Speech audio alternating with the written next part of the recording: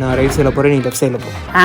நான் லெஃப்ட் சைடில் போகிறேன், நீ ரைட் சைடில் போ. அபிஷேக் கால் கண்டிலே இருக்கட்டும். நீ பார்த்தா கால் பண்ணு, நான் பார்த்தான்னு கால் பண்ணுறேன். கீழே ஒழிஞ்சிருக்கானா? ஓடிட்டான். மச்சான் கேட்குதா? சரி பார்த்தேன்டா, இங்கே எதுவும் இல்லை.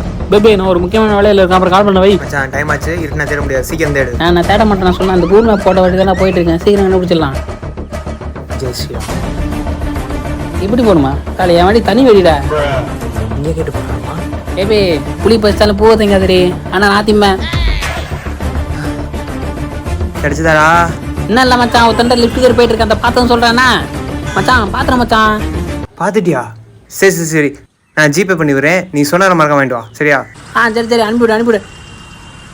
பேக் கொள்ளுமா, கரெக்டாக இருக்கும்.